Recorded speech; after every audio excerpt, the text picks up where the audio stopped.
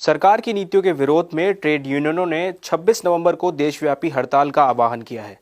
आइए जानते हैं क्यों आने वाला है देश का मजदूर सड़कों पर।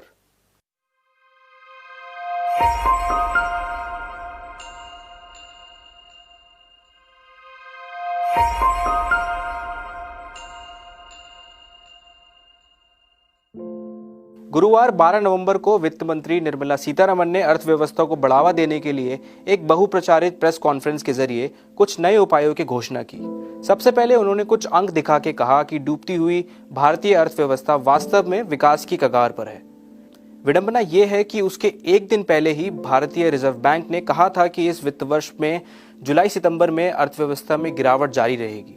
आरबीआई बुलेटिन में कहा गया था कि भारतीय अर्थव्यवस्था दूसरी तिमाही में 8.6% तक सिकुड़ जाएगी। पहली तिमाही में हमारी अर्थव्यवस्था विनाशकारी लॉकडाउन के कारण 23% गिरी थी।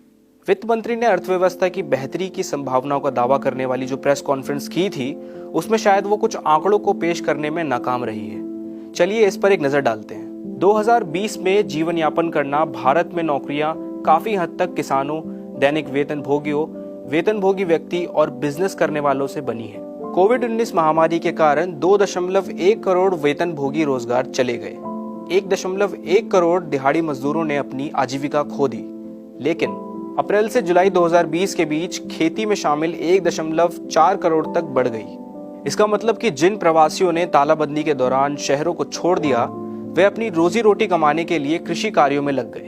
जहां लोगों और परिवारों को लॉकडाउन के दौरान कष्ट का सामना करना पड़ा, वहीं कंपनियों ने रिकॉर्ड मुनाफा कमाया। सितंबर 2020 में समाप्त होने वाली दूसरी तिमाही में 1897 लिस्टेड कंपनियों ने 1 लाख करोड़ से अधिक का मुनाफा दिखाया। आम इंसान बेहाल क्यों है?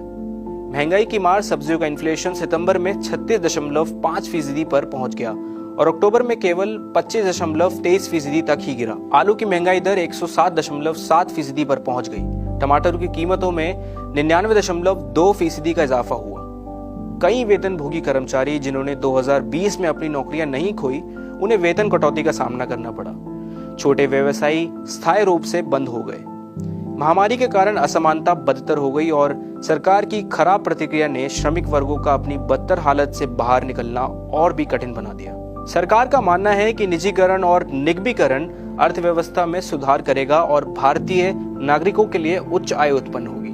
हालांकि विभिन्न प्रभावित क्षेत्रों में सरकारी कर्मचारियों ने इस नीति के खिलाफ अपना विरोध दर्ज कराया है, क्योंकि इससे अधिक नौकरियों का नुकसान होगा।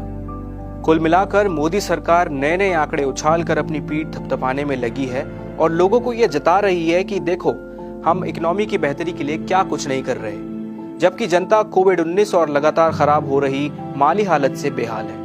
इन कारणों की वजह से 10 ट्रेड यूनियनों द्वारा 26 नवंबर को देशव्यापी हड़ताल का आह्वान किया गया है। उनकी कुछ मांगे हैं। नंबर 1, सभी गैर आयकर दाता परिवारों के लिए प्रति माह 7,500 रुपए का नगद हस्तांतरण। नंबर 2, सभी जरूरतमंदों को प्रति व्यक्ति प्रति माह 10 किलो मुफ्त राशन।